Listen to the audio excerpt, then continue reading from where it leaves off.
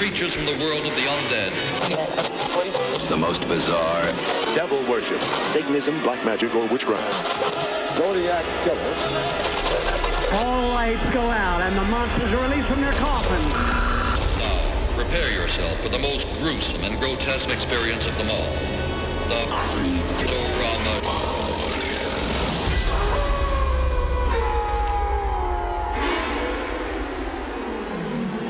A while ago, I think it was late last year, and there was a lot of back and forth and just time in between there. It was hard to pinpoint a time. I'm glad we finally got to do it. I'm glad that I finally, I read your book. I loved it. When I moved here 3.5 years ago, I told you a little bit where, we came from LA, so big city douchebag that came to ruin Fuquay-Varina. And I'm glad you got it out of the way. Like I was wondering how long into this I needed to wait before I said it out loud. You didn't know that you were moving to basically a Stephen King town, because that's the vibe that I got from reading this stuff. Yes. That's exactly what I was getting to is I was like, oh yeah, been in big cities for the last 15 years. I'm going to move to some boring little town so I could raise a family. And that's what we want. And I was like, oh no, like this is awesome. Like this is and even before finding out about your book, just driving around and seeing the little old cemeteries on private properties, which, grew up in South Florida, never saw that. Even in rural Quebec, where my family's from, I saw a lot of small church cemeteries, but never in someone's property. I think probably because those areas weren't as old. But seeing that, I was like, oh, this is cool. Like, this is my vibe. I'm really, really digging this town. And then reading your book. And you find out about unsolved axe murders, and things take a little bit different turn. You start to have a deeper appreciation for the history and just the coolness that I did not know that was here. And thanks to your book, and thanks to, I'm trying to remember exactly how I came across you two. I think it might have been the Fuquay Facebook group. Nice. Possibly. That's how we met. Okay. Nice. I was working on this book because I've just, everywhere I've ever lived, I've been really nosy and I ask everybody what their ghost stories are. And then once I started digging, I realized this place has more than anywhere I've ever heard of in the South. And so I started working on a book, and I went on Facebook because that's where everybody who's old and has lived in this town forever is. And I started asking around, and she was like, hey, wait a minute. And she fell into my DMs and was like, hey, I'm also working on this book. Do you want a collaborator? And I was like, absolutely, that's awesome. I do. It was amazing. Cool. That's great. Killer. Yeah. Yeah. Because, where I lived in North Hollywood for the last handful of years that I was in LA. And in that area, there's so many little gems. This Zombie Joe's Underground. It's this theater group, but it's all just horror theater. There's weird, there's like a year-round Halloween shop that is Rob Zombie's buddy that runs it, that I used to just stop by all the time. Like, there's just all these cool little quirky spots. A horror-themed coffee shop that I would walk to. Like, it was like, and leaving that, I was like, oh man. And then I found you guys, like, yes, like I'm in an even cooler neighborhood with like legitimate haunt stories and ghosts and yeah, we don't have to do any stage makeup and special effects. We have real things. And I'll finally shut up here, but because I do want to hear just exactly how you both really got to this, like the origin story. As hacky as that is to start out an interview, but I'm very, very curious to hear how you guys got to this. Yeah, you want to jump in? Well, I mean, we kind of meeting on Facebook was the original start, and from there we just kind of started to put all of our sources together and realized, wow, we're really onto something here, because there are so many stories out there. And then we started putting the pieces together and started to realize, it all kinds of centers around the spring. That there's so Fuquay was founded with the idea that these springs, well, You want to tell us part of the story? Sure, yeah. Sidebar, before we get into that, the very beginning is we're both native North Carolinians. Yes. We've been here forever and ever. That's what one of my questions was, are you both local to there or lived in other parts of North Carolina that moved, and then you both moved there? Yeah, so my family's from Alamance County, and I grew up in the Southern Pines, Pinehurst area, and then... I'm from Wilmington, and I grew up there, so I've got lots of ghost stories. That I grew up in Leicester, which is like right outside of Asheville. So I spent the whole night, all of the 90s there, and which is funny to hear Derek mention about seeing small town cemeteries, because like right down my road was a church with gravestones from like the mid 1800s that you could barely, read anymore. Right. So can I tell my Witcher Big Lake story real quick? Yeah, okay, go for it. So I want to hear all your stories. Yeah. So when I was 8, this is true. When I was 8 years old, I lived in a town called Southern Pines, and it was a very small town. So Southern, it had Southern in the name. And my mom walked into the Southern Pines public, right? And my mom walked into the library, and she was like, "Hey, do you have a book called Ghosts, The Illustrated Guide to Ghosts and Mysterious Occurrences in the Old North State by Nancy Roberts?" And they said, "We do have that book, but we only have a first edition and it's out of print. You can't take it home." And my mom was like, "Cool." And she walked over to the Xerox machine and she made copies of the whole book for me to take home, because the first story in that book is called The Witch of Big Lick. And Big Lick is a town that's like the size of a postage stamp out in Mecklenburg County area. Mm-hmm. And in that story about the witch, everybody thought there was a woman in town that everybody thought was a witch, and like men kept disappearing after they'd start dating her daughters, and it was the whole thing. But in that story, definitely killed them. 1,000%. Probably 100% justified too. Probably. But in that story was my great grandmother Hartzell, who was not the witch, unfortunately, but she was in the room with the witch when the witch was dying. She'd come from the church to be like a death doula or whatever they called them back in the day. And in this book, they say that the shadows turned into a figure and ran out and landed next to the devil's head. And then the witch turned to my great-great-great-grandmother and said, "Don't worry, that's just the devil come for my soul." And then she died. And I read that at 8 years old. And I've been like this ever since. That hooked you. Yeah. And so meeting somebody else who also has like an affinity for these super insane, bonkers, backwoods, North Carolina things. Like Kelly's got a whole background in Wilmington lore. And I used to go to the library and come out with a stack this tall of all the ghost story books I could get my hands on and read through all of them and scare myself to where I couldn't sleep, of course. And then, we just both grew up like that. Microdosing adrenaline from a young age. Right. Yeah. There you go. Yeah. So it does stem from childhood. I mean, this has been a lifelong. Yeah, we traumatized ourselves here in North Carolina just reading about our neighbors. Yeah. Mm-hmm. Yeah. It's funny because we've talked about this on this podcast where we love horror movies, and that's just what this podcast is about. These two, James and Justin, started a horror t-shirt business. How many years ago now? 7. Yeah, 7. they just live and breathe this stuff. And I feel like not the same, but I feel similar in where we just got so scared from a particular movie really, really too young, way too early on. And then it was just like chasing that, like just, just the idea that a movie could have that effect on you and then wanting to have it again, and even in adulthood, as I'm approaching 40, like wanting that again. I'm going to throw out something just for the group here. I posit that Stephen Gammell is the most influential artist of the late 90s. He is the illustrator of the Scary Stories to Tell in the Dark books. Oh, yeah. Those super horrific. Like, that's the first time a lot of us as young kids had this, like, deep feeling of terror in our... This is just turning into a PSA for public libraries. Really. All about it. And what's...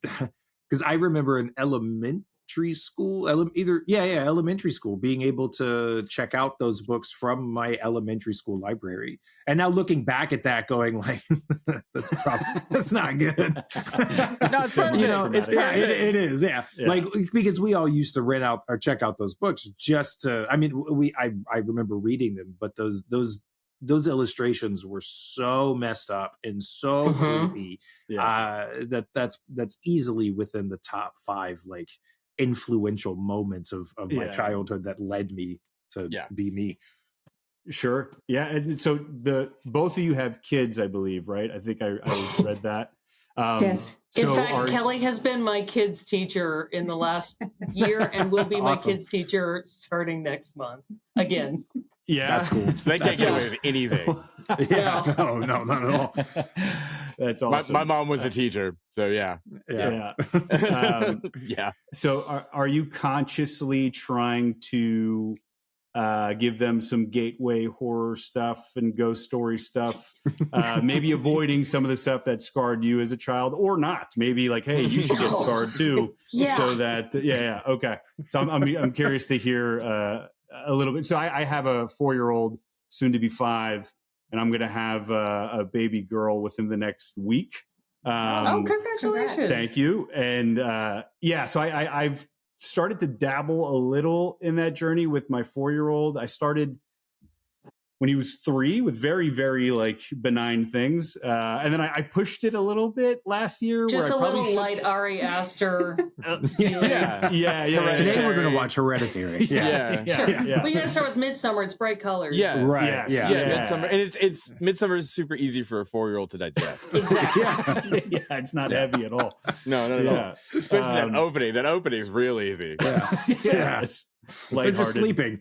They're just sleeping. Actually, I don't know. What about your kids? So your kids at all? My daughter's really into Stranger Things. So, but our kids are kind of older. So they're kind of at that age where they're going to be dabbling in it anyway. And this summer I showed her the original Nightmare on Elm Street. And I was like, now you got to be really easy because this is going to be super scary. And she looked at me like, what? Where was the scary part? Man. What a different... This movie gave me so many nightmares as a child. Right. Yeah, what a different... The first one. The first one's terrifying. Horrifying. Yeah. It's so funny you're talking about your kid, Derek, at 4, starting to be introduced to little things where it's like, when I was 4, the 80s were different. It was like Halloween 4 and Hellraiser and Nightmare on Elm Street and like just different. My kid's favorite movie when she was 2.5, 3 years old was Jaws, which is funny. Which is funny because 90% of that movie is just middle-aged dudes arguing and running around this town and like local politics. That's why it's so scary. And she would sit there and it's that music and terrifying. Yeah, and she would just sit there and watch the whole thing and then giggle when Robert Shaw got crunched into. And giggle and clap. I couldn't even take a bath after that. Like I saw that. Like any body of water completely terrified me after that movie. And I saw. You never know when Robert Shaw's going to come out of it. I think I was 6. Yeah, that'd be terrifying. That's scarier than a shark. I did push it a little bit. Where like last year, leading up to Halloween. I showed my kid Monster Squad, which is a favorite of ours on this podcast. And he loved it. I'm like, oh, you're a little badass. Like you just turned 4. Monster Squad didn't scare you. You're the shit. And then I'm like, hey, let's watch Gremlins. Gremlins is great. And then the whole time he was like, no, like this isn't great, Dad. Like because people were actually dying. And there's a body count in this Christmas movie. Right. So I was like, sorry about that, dude. Like the next 2 months were a little rough, and I felt bad. I was like, all right, I'll lay back. I just thought it was going to be fun, and Anyways, see, he doesn't know about the USA marathons that they had back in the day. Where it was like every slasher movie. I forgot about those. Yeah, for like the entire weekend, and I just wouldn't sleep because I just stayed up all day scaring the hell out of myself. I didn't have anything else to do. Okay, cool. So I do want to dive into I mean, there's so much. The tour, we haven't talked about the tour. I do want to hear about the tour. I still haven't gone on the tour, which I feel very guilty about. Last year was when I first found out about it, and for whatever reason, I just wasn't able to make it. But this year, I certainly plan. I mean, it probably sold out already. So, yeah. I mean, to be fair, we have sold out really quickly both times, which has been delightful. And this year we're actually expanding because I hated people calling me and asking if they had it. Like, I hated the feeling that I had when somebody would call and say, "Hey, I have mobility issues. Do you have anything for us?" Or I have hearing issues, or I felt like an asshole being like, "No, we haven't thought of y'all." So this year we're doing an accessibility night at the Arts Center where we're going to have like ASL interpretation. We're going to do like a little live theater, a little bit stand-up comedy, a little bit storytelling, and make it an immersive experience. That's cool. So that I don't have to keep telling people that they can't be terrified either. Right. Yeah. That's awesome. Everybody has to be equally horrified. We are equal opportunity terrifiers. Yeah. Well, that's what's interesting about starting out a business like that, right? You don't know what you don't know, and you just have to figure it. Is this the third? This is our third year. Yeah. Yeah. Awesome. Nice. Yeah. So how does the tour work?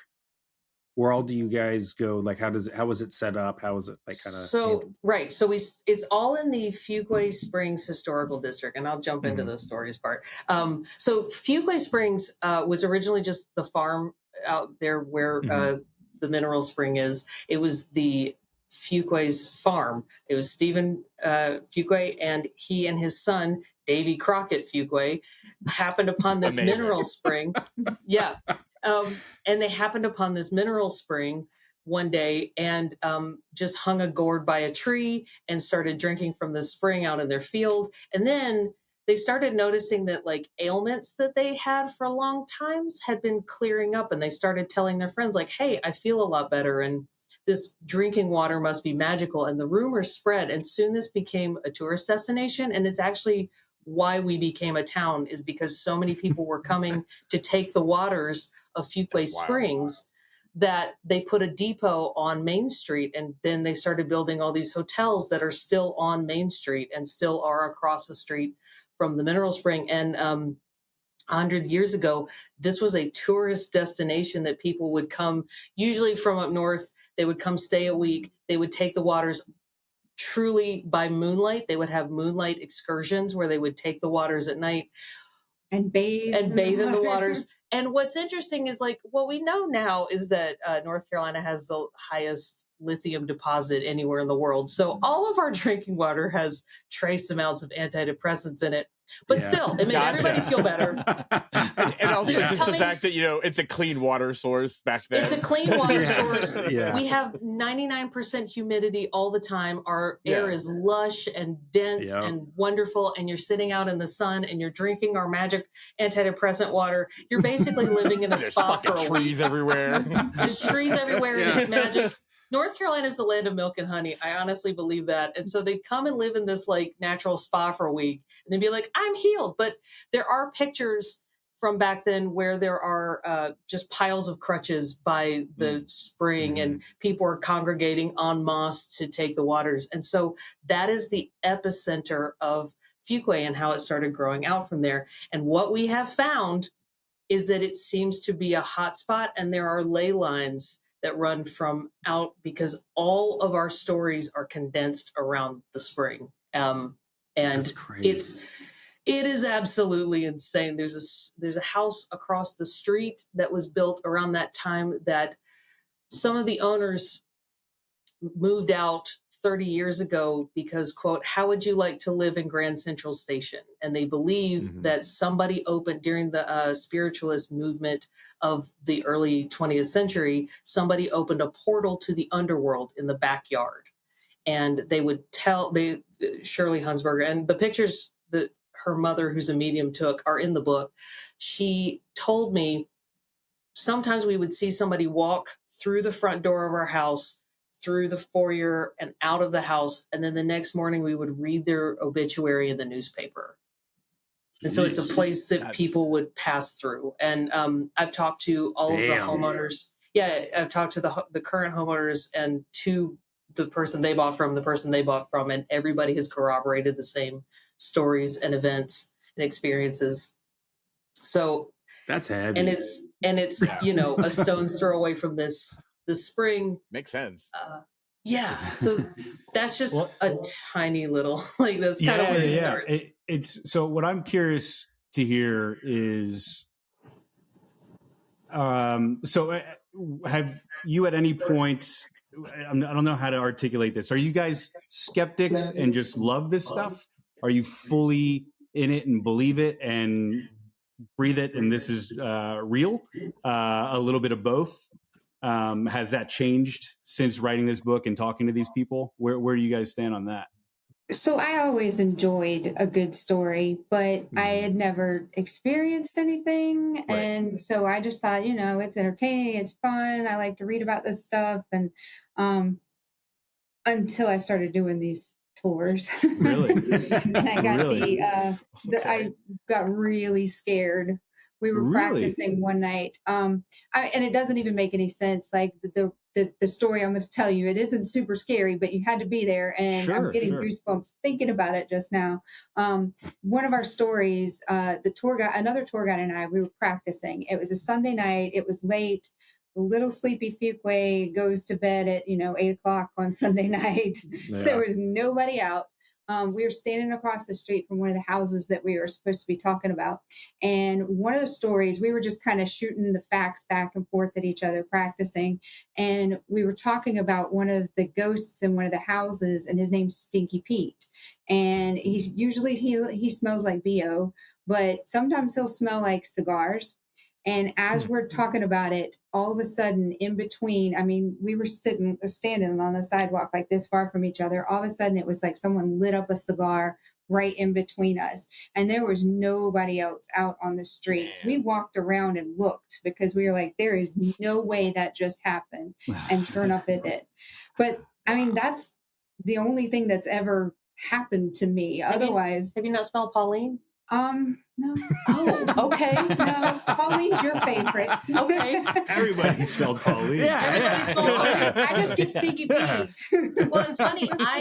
I'm a little bit of both. I don't have any. I'm a huge skeptic because I think people think I'm just going to jump on board with anything, and I like to be able to rule out things that are obviously fake because that's what makes the real things real to me. Yeah. And I have seen some things I cannot explain that I'm a wuss. Like, I like ghost stories. I do not need to star in them. I don't handle it well. Whenever I've seen something, if somebody's trying to communicate something from the beyond, they pick the wrong girl because I'm going to scream and cry and shake and run away. And then have a therapy session the next day. Right. Like, I don't, I'm the worst medium. But yeah, so we have another ghost in downtown, Pauline, and we have an actress who's been a professional actress for 40 years now, and she plays one of the Fuquays in our downtown presentation. And Pauline is one of my favorites. Can I jump into this story too? Mm-hmm. All right, let's do it. Yeah. So Pauline lives at one of the old hotels, and her husband was the mayor of town, and he was assassinated while he was in office by one of his patients. And so you would think he was at work as a doctor, and one of his patients shot him. And you can actually see the desk at the Fuquay-Varina History Museum. So you would think that he would be haunting things, but it's not. It's Pauline, his wife, and we think she's pissed that nobody talks about her. Because she lived in this big, beautiful craftsman house catty corner from the mineral spring. And she was a guerrilla gardener. She really liked to propagate plants from famous places around the country and then bring them back to her garden and propagate them from her garden. So there's a tree in the front yard of that building that she stole from the Biltmore Estate. She smuggled a sapling out in a coffee can and drove it back and planted in the garden.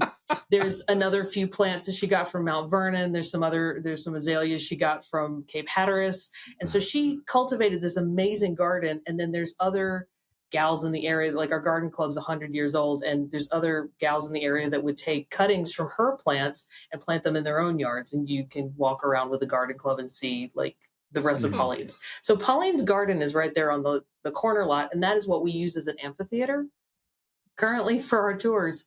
And I have 2 ghosts that hide in the wings, spoilers everybody, to jump out and bring the story of the Fuquays to life. But we have heard that Pauline has a smell. And so the first year I was out there with a photographer getting promo shots, and our 2 Fuquays were hiding.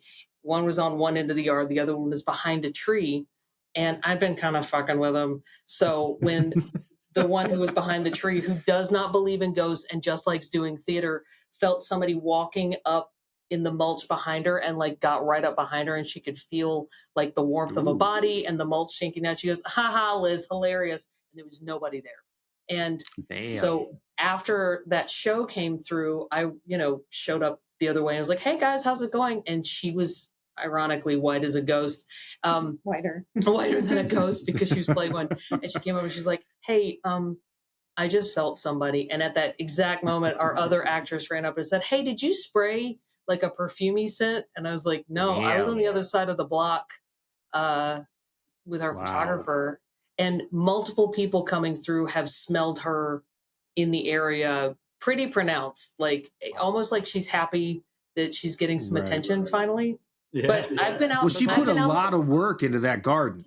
Yeah, and if you go to the house, there's a big plaque on the carriage house. Her name is nowhere on it. Wow. Oh, that's I'd be pissed off too. Yeah. She wants a statue. Yeah. She wants a statue. Yeah. All this work that I put in to transport all these plants, you're going to remember who I am. Stealing shit from the billboards. Come on. Yeah. High stakes. That's awesome. Yeah. As I was reading the whole time, I'm like, are they just ghost nerds and like love these stories, but skeptic? Because I also consider myself a skeptic. I've never really experienced anything.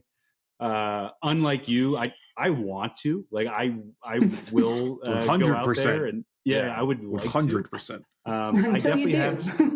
Until I do, and then I regret it. And, I mean, I've had some weird stuff happen, but it's those situations where even afterwards, like you look at it and you're like, "What the hell was that? How do I explain that? Can't really. What is that?" Like, I'm pretty sure this house is something, but it's not anything like definitive enough to like prove. Yeah. I've had some weird stuff happen. Yeah, you've had some weird stuff. I've talked about it here before, and like there's been some weird shit that's happened in this place. But at the same time, like you when reading other people's stories of seeing, like one of the images that's in your book of the 2 shadow people peering over a staircase. Yeah, I want to see that. I don't know if I want to see that as Justin standing right here, not being surrounded by shadow people. But maybe in the moment I might not want to see that. Or the story of the Jason, or I think Mike or Jason, whichever his name is, waking up and seeing all of the chairs from a different room in the house in a semicircle around his bed. Not cool. I want to see that though. I want to see that happen to you as well, Justin. Yeah. Not I think me. you want to have had seen it. Right. You don't want to be. I don't want to be in the moment. Say, hey, But so it's like reading those stories and like the things that I've had happen are really interesting and really cool. But then you read all these stories where you're like, holy shit, that's like genuinely terrifying. Yeah. Genuinely terrifying. Yeah. Well, and the other thing is we're nerds. Like we're folklorists and we're historians. So the minute we find out this much of a story from somebody, Kelly's off to the races doing historical research. I'm trying to find all the folklore stuff. Like Kelly's an amazing researcher and did all of the research to find out. Like Kelly's out there like, I'm gonna go ahead and say Kelly's out there trespassing through old places like the patient. That's like half the fun. The patient that murdered our former mayor, like Kelly went out to the place where he was. Well, you can tell him. Okay, so Dr. Cozart, Pauline's husband, So there's a little house on Raleigh Street that is now like a hair salon, like it's broken up into different little hair salons, but that was his doctor's office. That's where he practiced medicine. And he was one of the only doctors in town, and he delivered like all the babies. If you go see that desk that Liz was telling you about, there's a desk in the Fuquay Museum where if you look underneath in the footwell, there's a tiny little bullet hole still there. But crazy. On the top, under the blotter, they've got all these pictures where he collected all the little pictures of all the babies that he delivered. And they're working on a project to try to identify all these babies that he delivered. But anyway, so he was this huge, important figure in the Fuquay community. And his patient, Linwood Lewis, had been discharged from the Army or the Navy, I'm sorry. And he was discharged for, what's the official term? Oh, schizoaffective disorder. Schizoaffective disorder. They called it schizophrenia at the time. But and he apparently had gotten into his mind that Dr. Cozart had put a spell on him and cursed him and his family. And so... heads up, this is a real bummer of a story for everybody involved. But I did all kinds of research on it. Used to bummer stories this year. That's all right. So he had an operation on his mouth. He wanted to decrease the size of his lips. And that was one of the things that he kind of was blaming on Dr. Cozart, despite the fact that he wasn't his doctor, didn't perform the surgery, had nothing to do with it. So anyways, one morning in December, it's raining. He waltzes into the office and pulls a gun out of his raincoat and shoots Dr. Cozart point blank. And then runs out, and his secretary's chasing after him. Dr. Cozart he staggers to the door, and he tells his secretary, his last words were, "You're going to have to find another doctor." And we've been debating, like, what did he mean by that? What does that mean? Did he mean I need a doctor? Did he right. mean, like, oh, man. You're going to need another doctor because I'm not going to be here anymore? It's the weirdest. We're going to need a bigger boat. Yeah. I was just about to say that. You're going to need another doctor to save me, but also you're going to need another doctor to work for. Bad news, girl. Newspaper clippings that those were his last words, and I find that really interesting. And when I give the ghost tours, that's one of the things I really like to tell them. I spend way too much time on this little bitty house telling them all this stuff, but so there's more. So eventually he gets captured, and they decide that he's criminally insane, and he goes to the Eastern North Carolina Hospital for the Criminally Insane, but he was African American, so this was an African American only insane asylum that had been open since like the middle 1800s. It's notoriously awful. If you go through, I spent like days on Find a Grave, because there's this doctor whose project is that they don't have images to put with the graves because most of the graves there aren't marked, but she put their death certificates. And the methods and the things that happened to them in this hospital are just absolutely crazy. But so later on, my middle son had a wrestling tournament, and it was in this town where this hospital is. It's in Goldsboro. It's about an hour away from here. If you ever want to go check it out, it's extremely terrifying. Like, I can totally see them coming to do all of those TV shows where they do Ghost Hunter in there. But these brick buildings are just Is it a vacant facility now? It's just like an empty, abandoned building? It's still there right in the middle of town. Really? I mean, of course, it's got all of these do not trespass. We got a road trip coming up. It's awesome. Yeah. I really wanted to if I didn't have my kid with me, I totally would have gotten out of the car. Of course. That's crazy. If you go down one of the back lots, there's this random pickle plant, and then there's this dirt road behind it, and it leads to these unmarked graves, and they just have like these little metal crosses, and they're numbered. And they estimate, I think it was about 5,000 patients are buried in that big open field in unmarked graves that, nobody knows who these people were, what happened to them. There's no accountability. It was an awful place to be. So this guy ends up there. He's got the electric shock therapy, official name. Oh, electroconvulsive therapy. Okay. Yeah. You got it. So he's got that, and he gets all these things happen to him, but eventually they decide that he's better, and they release him to his dad's care. and then he ends up back in Chapel Hill in another place, and eventually he passes away, and this is around 1975. And they bury him, which is another kind of a ghost story It's for not that long Fuquay. ago. No, it's Right? not. That's crazy. So they bury him in this churchyard that burned down not long after he was buried. And there are still like remnants. If you go, it's off of Judd Parkway. There's a neighborhood right on the side. What's the name of that neighborhood? I don't know. You're the one driving around finding all these places. My kid come with me. Like Right. he's my bodyguard because he's 6'2", and you know he's gonna mess with me. There you go. Yeah. It's gonna wrestle ghosts. Exactly. Well, he's the heavyweight wrestler. Yeah. So we go out hunting this cemetery, and if you just follow the dirt road next to Judd Parkway where they're doing all this construction, and it opens up to this cemetery where there's a ton of more unmarked graves that are just kind of sunken in so you can tell where they are. Some of the gravestones are just like blocks of cement where they've written in a name with a nail. Wow. It's really it's crazy. And then right before it opens up to the cemetery, and the trees to the right, they're the remnants, like the what am I thinking? The foundation of the church. Like you can see the brick stones and the stairs, and there's like obviously now 50-year-old pine trees growing up through the middle of where the church was.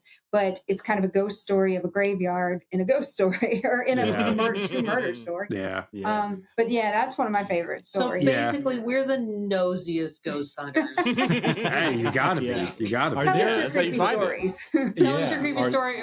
We're going to send an investigator out to all of the scariest places in the state. Yeah. We're having a coffee. You're trying to find out my blood type and shit. Like, whoa, you're getting a little too far. But so as I was reading a lot of these stories, and that one in particular, that is a really good one, that always I started to really wonder how many descendants of these people are still here, if any. Are you aware? Like all of them. They're listening right now. So 15 years ago, when I first moved to Fuquay, this town had 8,000 people in it, and there was like a gang of peafowl that like roamed off Sunset Lake and would hold up traffic, and like it was just a small farm town and always had been. So one of the stories. Well, I mean, we appreciate my house doubling in value in the last 10 years. But one of the stories is from Carol Fuquay, and it's because she married into the Fuquays, and she lives in the household that she grew up in as a girl. And like, we do still have that old history here. That also comes with some super dark roots of things. Things weren't always great for everybody in the South. I don't know if you've heard that.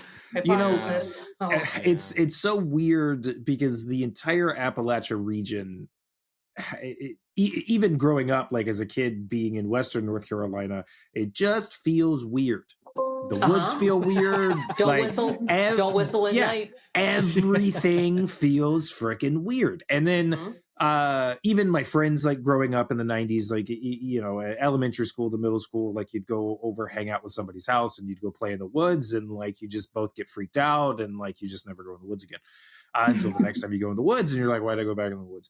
But then, you know, now that TikTok is, it's the woods. What are you gonna do? Not go in them? Come on. What's funny is, you know, now TikTok is around, and I get a lot of content about paranormal stuff and horror movies, but it's become funny to really watch people all through the Appalachia region, from Kentucky to West Virginia and north, all have the similar stories, all have the similar experiences. And even my reading of going back and several years ago, James and I were going to do an episode on the Mothman, the whole Mothman thing that happened. And while I was reading about that, even the Native American tribes that lived around the edges of West Virginia, there were certain areas of West Virginia that they just stayed away from because it was weird. So at some point, it's like you hear stories like this and murders and unsolved mysteries and creepy ghost stories and stuff. and as a skeptic but diehard want to be a believer, like you hear all of these things, and at some point sometimes you're like, okay, well, maybe it's just everybody having a collective conscious about things feeling weird, and now we're just telling ourselves stories. But then to know that was the case even hundreds of years ago, where people were like, nope, not going to even bother to go there. I don't know. That's just, it adds a different level to reading stories like this and thinking, okay, well, maybe there might be something here. Yeah. I'm going to tell a secret that we don't tell many people. 2 of the stories in the book are mine. I just changed the names in them, and they both happened on the same road heading out of town. Really? Whoa. Yeah. Yep. One of them, I was married at the time, and my husband was driving back from work in Sanford, and he hit a deer, and that deer, and I went out there to pick him up, and I looked over because he had his car. We were out in the middle of absolute nowhere, and he had his car parked perpendicular to the road, so the lights were shining on the road. He was at a little thing above a hill, tiny hill above a ditch, and I looked down in the ditch at the deer, and that deer had human eyes. And my brain went, we're not doing this right now. And I just kind of dissociated for a minute. Yeah, that's weird. Yeah, it was weird. That's and weird. then we started having visions of a woman standing over him at night for the next couple years. Yeah, it was really cool. Good. Even on vacation, we would wake up and see her. Yeah. Like she hung out with him a bunch.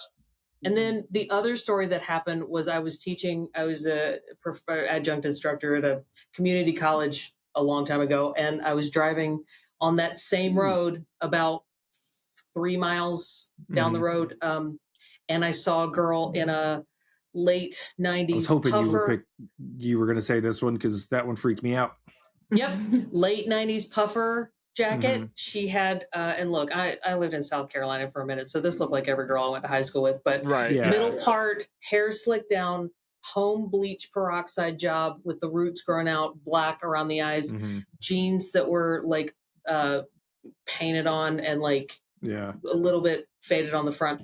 And I'm driving, and I mean, it's middle of like February, nothing in the fields all the way out to the horizon. And I'm driving, and it's raining good enough that I turn around. I keep extra umbrellas in my car. So I just like roll down the window, lean out, offer an umbrella, and she leans over, and I can see her. She's a real person. And she just leans over, and she's got like gray eyes, and she just goes, and I'm like, are you sure? It's like kind of coming down and it's February. And she just kind of like stands back up and keeps walking. So I drive 20 feet in front of her, do a 3-point turn around. She's gone.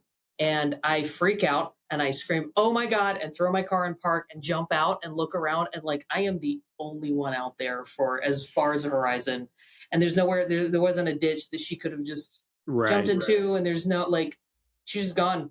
And then you can read the book to find out the rest of that story. But that's all on the same, like 5 miles, the deer and the girl. Yeah. That's sketch. And those, oh, go ahead. Those 2 things happened like 5-6 years apart. Like that wasn't a the same one road. season. Yeah, same road. Yeah. What's the road again?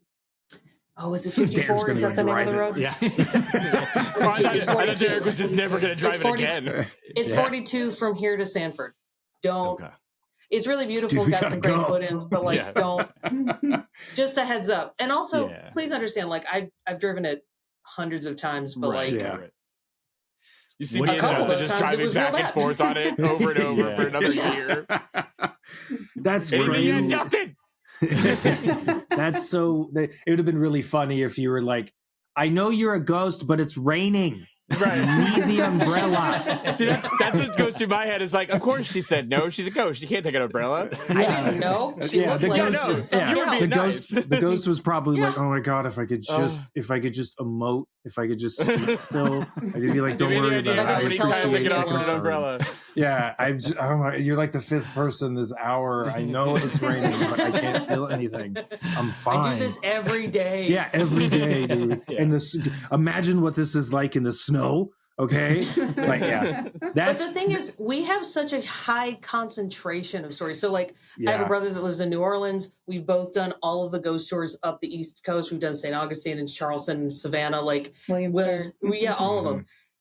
We have as many stories in this 6 square miles of town than any of those major cities. And that's where we were like, wild.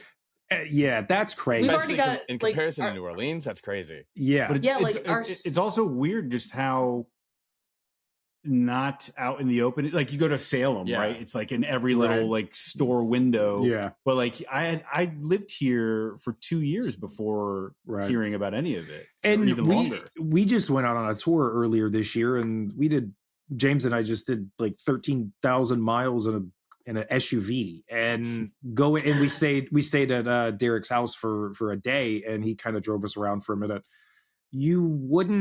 There's towns that you go through that James and I just went through, especially like in the middle of the country, where you drive through those places and you're like, there's a lot of people who've been killed in these houses. Yeah.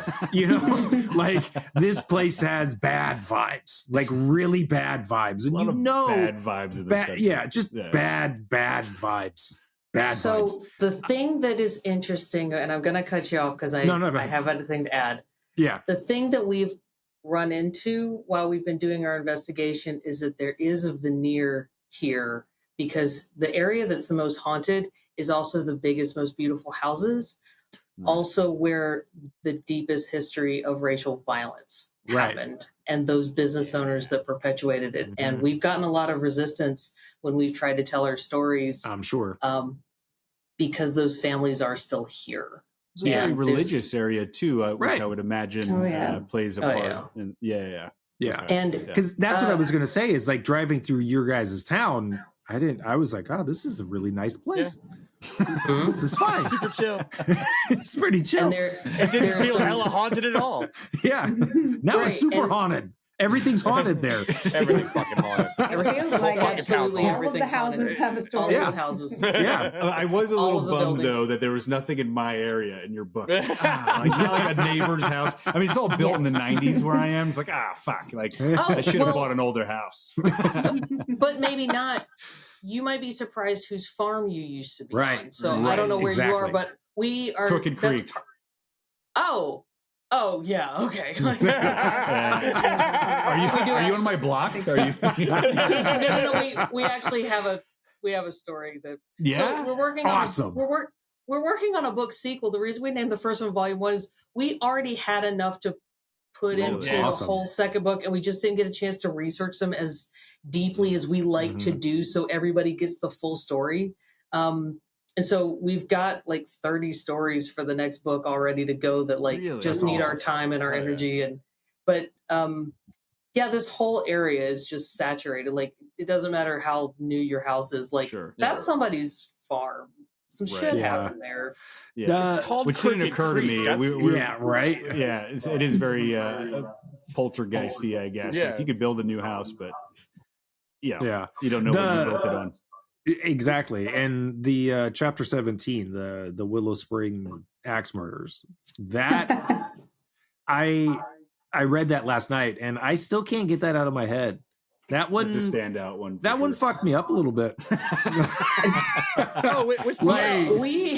It's pretty bleak. We did a speaking engagement at a Del Webb community for retirees, and Kelly did so much work on that. I'm like, let's go tell them. And they were just like, they're a bunch of Northerners that just moved down here to have a quiet thing. We're like, anyway, let's tell you the story about an axe murder and a baby. Yeah. Honestly, that shouldn't that be how it is? Just keep it out. Right. Yeah. Well, so the crazy thing with this story is our first season of doing the ghost tours, I was given a tour, and towards the end, this guy pulls me aside and goes, my great uncle was the axe murderer that got away with the murders. He murdered his kid and his wife, and she was pregnant. And then he put a cow on top of her to disguise where he hid the bodies. And they never did find him. And I said, wait, what? That's insane. I had never heard of it. And I was like, are you kidding? You've got to send me this information. So he sends me late a link 1800s, to, right? Yeah. 1870s, I think. No, let me see. I can look it up for you. So anyway, I'll look it up real quick. Hey. Chapter 17. Yeah, go ahead. Keep going. We really should know all these dates, guys. Nah, it's okay. It's okay. Once we get into like tour season, we get Yeah. we memorize But everything. also, again. I always forget what we put in the book and what we save for later because we tell some stories on the tour that aren't in the book yet because we're still researching. Like there was a brothel that was. Sorry, I'm jumping all around. There's like no, that's fine. There's some things we go by on the tour that we just haven't had a chance to really like explore completely and get all. And you touch on that a little bit at the end of the book, and you mentioned the brothel. And I want to hear about the fucking brothel. Like, what's the deal? Well, what's crazy is that. Oh, should I? All right. So what's crazy? You don't have is, to if you don't want to like spill the beans or yeah. Well, you want me to talk about the axe murder? I'm sorry. We'll jump back to the brothel in a minute. Yeah. Okay. Yeah, the axe murders and the brothel. Yeah. It was 1875. Yes. Okay. And this guy, he married he took his, they went over to the neighbors and they had to come back across the pond or the swamp, and it was late at night. This was over in Willow Spring. And she was big pregnant, so he came to help her like get across the swamp, and she had a 2-year-old too. And I was like, this is a crazy story to start with, but anyway, that's the last time anybody ever saw her, and they kept seeing him all around town, and nobody saw the baby, nobody saw the kid, nobody saw her for the longest time. And eventually they started putting search parties together, and they came across this what they called a cow mire, and it smelled really bad. So they were like, oh, this might be, we might have found it. And they started using like branches to try it because it's kind of like a bog and quicksandy kind of. And they were trying to see if they could get a hold of whatever it was. And they fished out a neighbor's cow who had died and wandered into this cow mire. And that story didn't make any sense to the farmer. So he started looking at the cow and realized the cow's skull had been crushed in and somebody put the cow in the cow mire. So they went for a couple more weeks again, and eventually one of the guys in town had come up with these special rakes, and they went back to the cow mire and they were searching through all the surrounding boglands, and eventually they went back to this particular hole and they started combing through, and they pulled out this piece of cloth, and somebody recognized it as the bonnet that the lady had been wearing the last time she had been seen. And then they turned it over and realized her skull was still in it. And they started pulling out all kinds of pieces, and some of them were small human pieces that they pulled out of this hole. So they figured out what happened to them, but they never did find the husband. He was rumored, there were all kinds of different, we saw him in Florida. He went to the mountains of Tennessee. But there was one story where a guy much later, many years down the road, he was working out in his yard, and this guy comes walking up and he asks if he can have something to eat, something to drink. And he says, okay. He looks tired and hungry, so I'm going to feed him. And he feeds this guy, and he realizes as he's sitting at the table with him that he's missing part of his pinky finger. And it was that he remembered that this guy that had murdered his family was missing part of his finger from an accident from when he was a child. So he's thinking that this is this guy, but they never caught him. He never went to jail. Nothing ever happened to him. And it's one of Wake County's oldest unsolved mysteries. And if you can go out there, I mean, there's a lot of like private don't enter signs. Of course, Kelly went out there. Like, of course. Out there to the spot where the murders were. With my sidekick, my 16-year-old sidekick in the passenger seat, hanging out the window, taking pictures for me. But that's why there's a lot of photo credits for him in the book, because we would go where we weren't supposed to go, and I'd be like, just lean out the window and take a picture. Because we learned that we could publish pictures of private properties as long as we took them from the road, but also often they would be busy roads. So it would just be her son hanging out the window to get a picture for us so we could legally publish. That's so close as you possibly can. But I don't, something about that story. I think it was the obviously the fact that the dude chopped up his wife and child on a tree stump and then dragged their body parts. It's pretty rough. It's not fun. But the severity of that, but then to end that story 30, 40 years later, I don't know how old the guy was, but obviously it's fast forward, 40 years down the road, and he's just passing through on his area. Passing through to go see his brother. That's a different level of messed up that you don't really we didn't get to the ghost story. Right, that's what I was going to say. The cool part is that we actually heard the ghost story about it before we heard about the murder. Wow. Okay. Gotcha. That's cool. So we were able to connect the dots on this. Take it away, Kelly. Okay. So one of the stories, the Willow Spring Lights, it's a really old ghost story, and it's been kind of solved. Yeah, it's not a ghost story anymore. It's not a ghost story anymore, but it was back now. It's just a story. In the early 1900s, it was a story where over in Willow Springs, near the church with the cemetery, there's a hairpin turn, and everybody would want to be off the road with your horses and carriages before it got dark, and you got to that hairpin turn, because all of the horses would spook. So there's this one guy, and he was in town, and he had caught a lot of fish. He was making tons of money at the market, and he ran out, and he didn't realize how late it was getting. So he's headed back home to Willow Spring. He's getting on that hairpin turn, and he's trying to calm the horse down. All of a sudden, through the cemetery, he sees this ball of light come floating through the cemetery towards him and the horse, and he's trying to keep the horse calm. Horse is starting to freak out. The light gets to right in front of them in the road and stops. And it's about, person head size height off the road. And it floats up towards him. And the guy is absolutely out of his mind with, what is this thing? I don't know. What does it want with me? And most importantly, he was worried that he was going to wreck his wagon again, and his wife was going to be something awful fierce mad with him.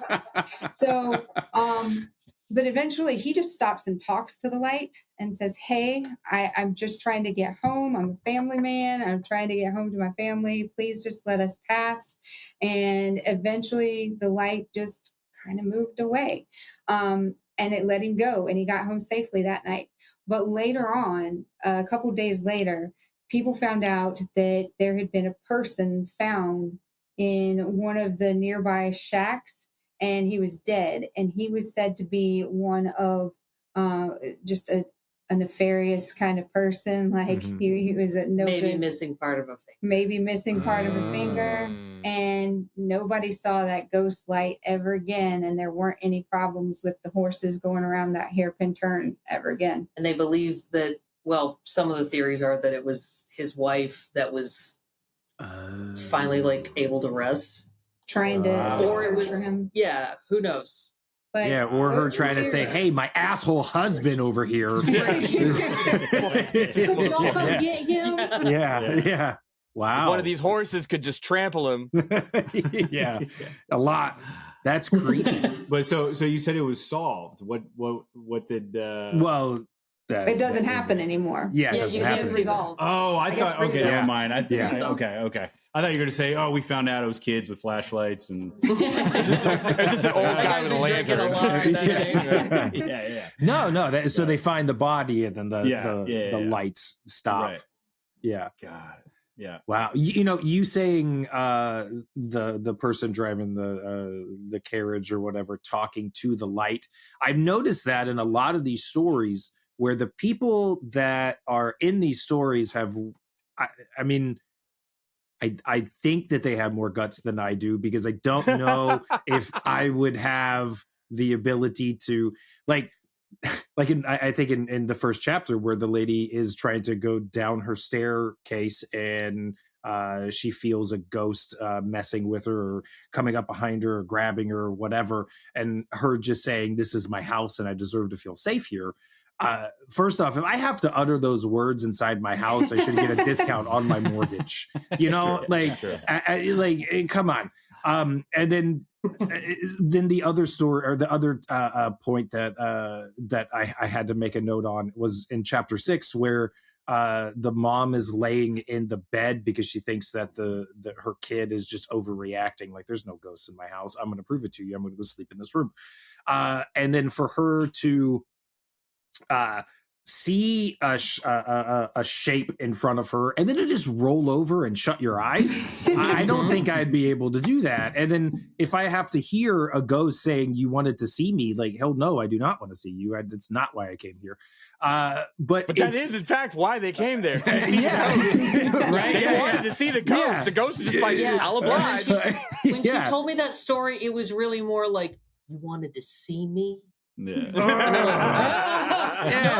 No, I didn't. I didn't sign up for this shit. Ghost is like, gonna whoop some ass. I just wanted to buy a house and just hang out and just live peacefully. But now I got to deal with you.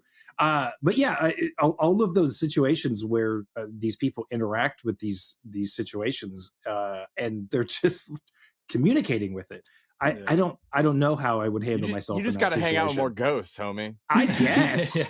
Everybody handled this way more it's calm. Important. You gotta let a ghost know who's in charge. You are ethereal. You can't do shit to me. Well, and there's also, I've always grown up with the ideas like, if you have a ghost, somehow they have to listen to human boundaries. Which is hilarious because humans can't listen to each other's boundaries and obey them. But ghosts, that doesn't exist at all. Right. The minute you say, like, there will be peace in my house, I can't see or hear you, a ghost is like, all right, well, I guess that's the thing. Yeah. I think it's just because it takes so much energy. I think it takes so much energy to fuck with us that as soon as we're like, no, they're like, oh, fine. Okay. Too much energy anyway. I'll swear. I'll quit flickering these lights. I think I would be more like the guy that threw the covers over his head and just prayed. That would be me. I don't know. To the ghosts. I think that would freak me out even more because then it's like I can't see what's happening. But then it's like, do you want to see what's happening? It's denialism. You pretend it's not. I'd rather see what's happening than imagine what's happening. Yeah. But so many of these stories, and it's like driving, like I was saying, driving through the country, and you drive through these little towns, and you just know bad stuff has happened. But then to kind of get a peer into a history in a small little town to realize that some severe stuff has happened in such a small little area it really makes you wonder how many other places have that kind of history. We would love to find out and have a feud with them for the most haunted small town in the South. A big public battle. Everybody's going to have to go to Fuquay-Varina each versus everybody. Yeah. Turns into like a rap battle. Right. Stories. So I love ghosts. I love axe murders as much as anybody else, but I really love monsters. I really love monsters and the Beast. When I read that, I remember because that's early in the book. When I came across that, I was like, "Oh fuck yes!" Like I'm so happy that they're. This is awesome. Here's what happened. I have a neighbor who's colorful. And she really likes drinking when she's taking pills. So when she told me about the very beast, colorful. Yeah. When she told me about this, she's like, Liz, I've seen it. It's a beast. I swear it was the size of a golden retriever, and it had the head of a possum, and it had and I was like, okay, I'm not going to say her name on here, but okay, girl. You have a great. That sounds evening. like my neighbor. That might be my neighbor you're talking about. Yeah, and like she's just chain smoking, and she weighs as much as my leg. And I was like, okay, girl, do you want to top off or are we good? But then I was like, we need a mascot just to kind of like be part of this thing. And then my friend who's a medium, who's in another story in the book, when she saw the Beast on tour, her friend said, I didn't know you told Liz about the Beast. And she's like, I didn't. And she's like, how did you hear about the Beast? I was like, my crazy ass neighbor, are you telling me this is real? And she's like, yeah. And we started asking around, and like, crazy neighbor is not the only one that's seen this very specific thing that like scrabbles around downtown. I'm like, are you kidding? Is this still, are these recent sightings? Is it? Oh yeah. Which is crazy because 15 years ago, we also had a different cryptid on another side of town off Purfoy. We had a Wampus cat. Somebody got a picture of it. Everybody was talking about it for a hot minute. So like, spoiler for book 2, that's the cryptid for book 2, which I thought we'd put in book 1 until we found out that the beast was legit. And I yeah, want some beast t-shirts. Oh, Yeah. we're hoping to have some beast t-shirts, and also we have a couple breweries that are interested in creating a beast beer. And I'm like, that's you know awesome. What? Yeah, actually, that's cool. Hell yeah. That's cool. That's great. That's great. When did? But look for the beast in this year's Fuquay-Varina Christmas parade in a tiara on the back of a convertible. Nice. That'd be great. Yeah, I'll wear a beast suit if you need someone else to. Like, I'll run around in that parade. I don't know. We've got a pretty special beast. What were you going to ask, James? Like how recent? I was going to say, like, when did the stories of the beast first start showing up? I mean, I only started hearing about it like 5 years ago. Okay, so but it's recent. It is recent, yeah. Okay. And I live downtown. I haven't seen it, but like my neighbor is in my building and says she saw it on her side of the building. So okay, that's so Well, that's so weird. You let me know. Like you see it. Yeah, I'm driving things, downtown. we get DMs about seeing beasts or some other creature off Judd or off Main Street about once every few months. Like people are like, I swear I see this. I saw this thing. I couldn't get my phone out fast enough. I swear to you, it wasn't a possum or a raccoon. Yeah.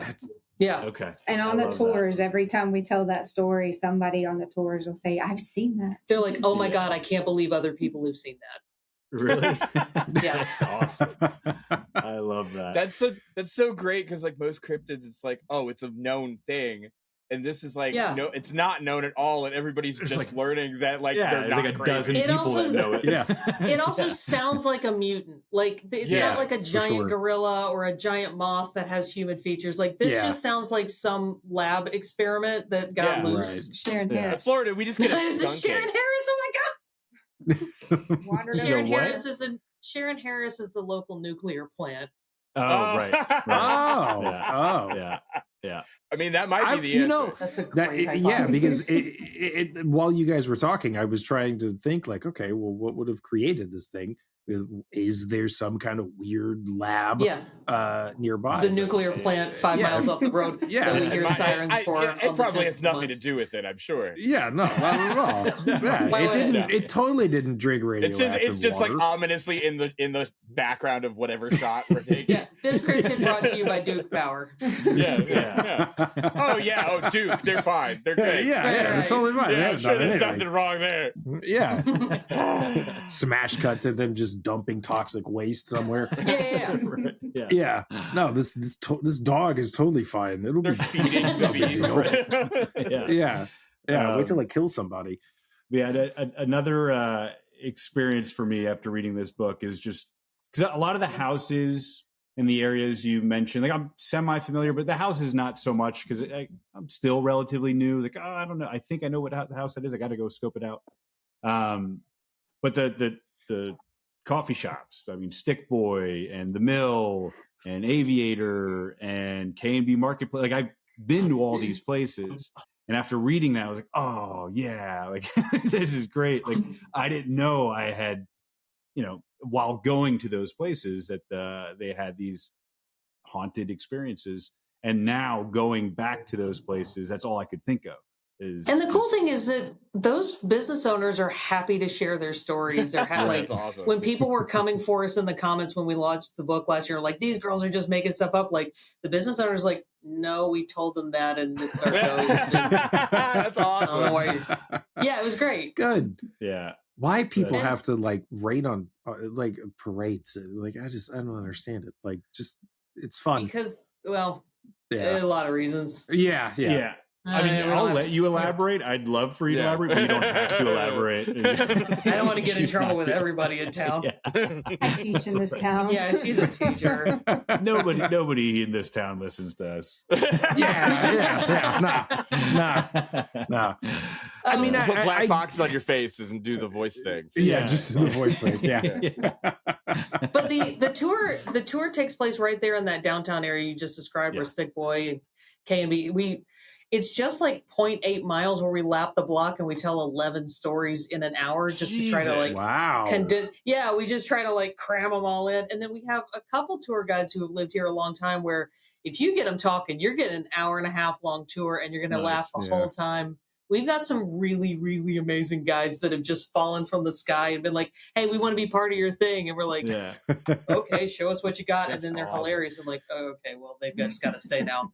That's awesome. Great. Yeah.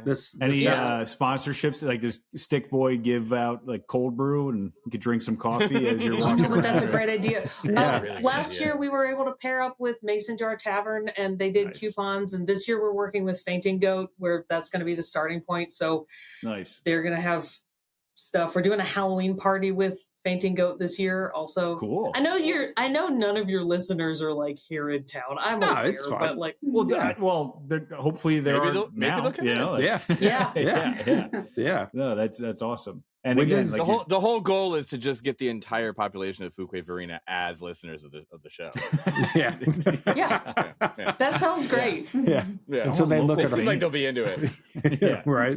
Until as they long look as they at our don't go merch. back, and then like go back and listen to previous episodes and the shit that I've said. But also, of all I don't the think places, that Derek man is of all the too- places for Derek to land, this is incredibly random. It really is. Yeah, it really is. It's really crazy. It was very, very random. It's literally a dart on a map. I mean, there wasn't. Because I grew up in another small town just up the road, and we didn't have nearly this many ghost stories in the town. Right. So, like, there is something happening here, and we have our theories, but and we have some mediums that have some theories that other people have corroborated. Like, I had a medium that came to investigate the downtown neighborhood, and she claimed that there was a lot of racial violence around the spring, because I also failed to believe that white people were the first people to find a natural of course. water source. Yeah, of course. And she claims that there are shadow beings up in the trees along the river or along the spring that are angry and that are vengeful and that are remnants of this bloody time. And I heard it and I just kind of like, again, everything comes into it with skepticism. I've seen a lot of predatory mediums and for sure. But then we had a local tour guide that her parents live on the rest of the water, the spring. The creek. Yes. Thank you. Sorry. It's getting late, y'all. And she completely unprompted brought up how she had seen a deer walk down there one night and get snatched in by one of those shadow people into the water and like was trying to pull free. And she's the one that was like, yeah, I've seen him. And I was like, she had no way to know that. And I brought the medium from out of town that had no context to the town and was like, oh yeah, some shit happened here. And this has been very much whitewashed. Well, what's interesting is like when, like another time that James and I were on tour, this was like 2012 or 13, we were in Huntsville, Alabama, and the promoter of the show at this little bar, she was wasted, but she came up to us and she was like got real close to us and she was like, I got a demon buried in my back in a jar in a backyard if y'all want to come see it. That was a wild show. And I remember James and I looking at each other being like, okay, we need to leave Huntsville, Alabama. We're in that kind of town. Yeah, we're in that kind of Alabama. But here's the other thing. That's a big part of Southern culture that people don't want you to know is granny magic. Granny magic has been around. Like we talked to Carol Fuquay, her mother could talk off warts. And there are people that can talk off skin ailments, and the granny magic of putting somebody in a jar or making sure you put your the heels of your shoes together at the foot of your bed to keep spirits away, or painting a porch haint blue so that boohags and other haints can't get in. So that's a whole subculture of being Southern that like doesn't get as much. Yeah. The folklore throughout the South is in like a level that I don't think a lot of people truly can comprehend. The funniest part is how much straight up occultism is in like all of the Southern like culture and stuff, and then how super Christian everybody is. It's like, guys. Yeah. I think that's kind of why, right? I mean, there's kind of the juxtaposition there that it's, I don't know. It's a weird juxtaposition. Yeah. My very Christian grandmother was like, never ever bring a Ouija board in the house. That's the devil. But then conversely, she could see auras, and she would she taught me about auras when I was like 8. Right, straight up spiritualist. It's like you guys are participating in a cult style rituals here. Yeah, but like the witchcraft of being able to, and I'm going to get really nerdy about this. The witchcraft of being able to like talk off warts. That's a Pennsylvania Dutch Christian craft. They are talking off warts with proverbs and psalms that are ancient incantations. So it's a Christian witchcraft of sorts. And also the thing about that practice, like that kind of tradition.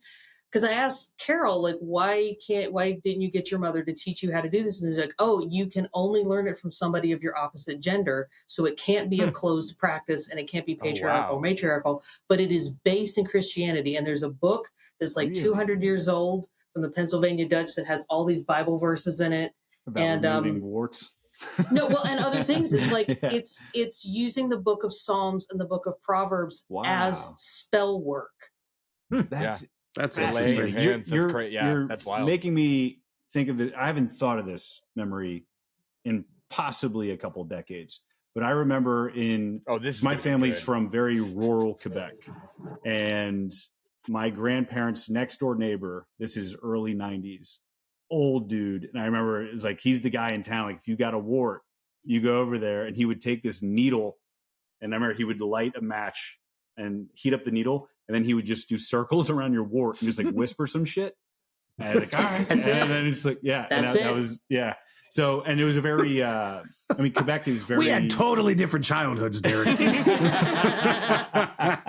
funny is yours was in North Carolina. Yeah, I know. Right? Yeah. That's so funny.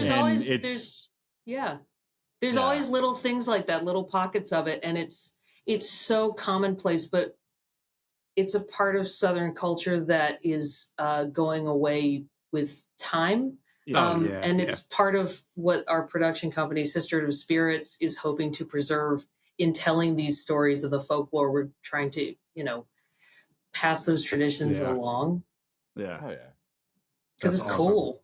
Yeah, it is. It is. It's like, cool. That's what it comes down to. And I think really I think younger generations, I think it's, you don't know what you're interested in until you hit it, until you come in contact with it, until you explore it, or until it just lands in your lap. So the more find people, out your great grandmother saw Satan. Exactly. Exactly. Or you just get told about a crazy axe murder and you're like, what? That's just down the road. That guy's my grandpa. Like what? So that's the fact that you both are taking that on and trying to do that is awesome, because it's going to eventually catch on, and more people that come in contact with that are definitely going to follow it. So that's killer. Great. We're going to gentrify Southern Gothicness. I'm stoked. Finally. Dang it. We've commodified it. Right. So I know it's getting late. So but I wanted to ask, when does your guys' tour like start, and where does it, or how long does it run, and all of that? So because I now want to take a road trip do you want me to go. We're doing it every weekend in October. We do awesome. Fridays, Saturdays, and Sundays. Our accessibility night, though, is October the 18th and 19th. So we won't have tours that weekend, but all the other weekends in October. Except awesome. Halloween. Halloween, we're taking a break and we're having a party.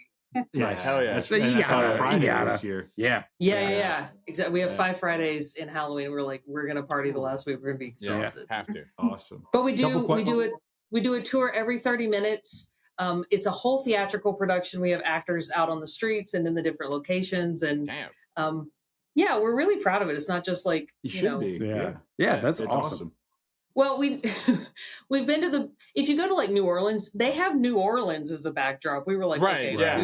we gotta zhuzh it a little. So like all of our tour guides wear hoods and robes, and we've made these like lanterns that look like ghosts floating around downtown, and we have actors out That's there, awesome. and That's killer. yeah, That's great. Yeah. Not every small town does stuff like that. So No. that's, well, not that's every really cool. small town has a bunch of really dark twists in They can, history. Look, they can lie. They can lie about it. It's true. just you guys you don't have to, because right. a lot of Well, like, why did yeah it's all there. A couple questions. Favorite horror movies? Oh, a favorite? Can I do a top 5? Of course. Oh, You can do yeah, top 20 if you wanted. Our top 3 is like 200 movies. So yeah. Okay, truly, I've been really into some of this new stuff. So like, I love Pearl, and I love, I do love both Ari Aster first 2 movies, the Hereditary and Toni Collette should have gotten an Oscar. I'll die on that hill. Absolutely. A million percent. Yeah. And Midsummer is also, I just like his exploration of female grief, but that's a whole different podcast episode. That's 3. I'm going to stop at 3. We'll do that next week. Yeah, us three will do that next week. Yeah. So I'm not as That's minded. okay. Yeah. There's It doesn't no even have wrong to be answer. horror. It could It be doesn't anything. even have to be No, a it's gotta good be movie. horror. It's gotta be- Beetlejuice. That's great. Love Beetlejuice. Yeah, Beetlejuice is so good. Absolutely. Yeah. Beetlejuice scared the shit out of me as a kid. Yeah, That's a me horror too. movie. Yeah. When If you Gene drive- Davis's face explodes into that thing. Yeah. Yeah. If you drive by my house in October, I have a giant sandworm in my lawn. So, I love it. Yeah. I also bought a couple other things this year that some weirdo on Facebook Marketplace a few months ago. My wife was like, instead of spending a bunch of money this October, this guy's selling them for pretty cheap. You should just go over there. And it's like, all right, yeah, I'll go buy a bunch of shit. Is this your first time living in the suburbs, by the way? No, I grew up in the suburbs. Yeah. But it was definitely not. So I grew up in a suburb of Fort Lauderdale. Coral Springs and Parkland. Parkland now. I know Coral Springs. Okay. So that's where I grew up. I just was wondering because you're going to see a lot of those 12-foot skeletons. Just there's a lot of those now. So many Home Depot skeletons. I'm starting to have a very strong distaste for them. I feel like everybody's lawn just looks like Home Depot now. Yeah. And I kind of miss the inflatables. Why am I insulting you? I actually have. I got somebody to donate an old bride's dress, and we hook up a strobe light in it and run a line across our yard, and we have that. Yeah. So We try to make stuff. We try not to buy it all from. I just have an actual ghost in my apartment. That's right. Yeah. There you go. You just open the door and people come in and be like, "See, look, it's doing the light thing again." Yeah. Right. You win. Yeah. Cool. Awesome. Where can people find Instagram, website, what plug? We're fvghost.com, and we are Fuquay Ghosts on Instagram, confusingly, and FV Ghosts everywhere else. Awesome. And also, it just excitingly is a shout out to horrorcore fans. We just got a new logo that was designed by my friend April Trakina. I've known her for 20 years, but she did all the costumes for the Halloween reboots. And she did all the costumes for the Scream reboots. Oh, that's she's also been nice. working on Righteous Gemstones, but that's not horror related. No, Righteous Gemstones but that's amazing. That's yeah. But like, she's a horror movie connect that we have. Yeah, that's awesome. Yeah. That's killer. Very cool. Well, thank you so much. Yeah, thank you so much for taking the time, sharing these really awesome stories. I'm really looking forward to finally doing the tour. I'm really looking forward to volume 2. I want to hear more creepy shit about this. When is volume 2, do you think, going to come out? We're hoping for next summer. Okay. Yeah. Cool. Okay. We're being inundated with stories, which is thrilling. Yeah. But it's, we got to put lot to sift through. We have a lot to sift through. Do you get a lot that you're just like, nah, like this isn't making it, like, or like, this is clearly fake or not cool, or? Or no? Actually, Maybe are they no. all cool? Yeah, they're all cool. Yeah. Some of them, like somebody will just say, well, it felt creepy, or we never would sleep in this room. And if we couldn't find anything to make, any historical or anything to it, I mean, you can't really make you can't make a story out of it. So we do get some of that. I could give you stories like that. Yeah, totally. Right. Yeah, you used to sleep over at Justin's house. Of course you do. I'm not weird, guys. I promise. Cool. Well, again, thank you so much. I'm very happy that I landed in your backyards, and yeah, we're glad you're here. Yeah. Please join us on tour, or not join us on tour, but Yeah, I'll be there. Cool.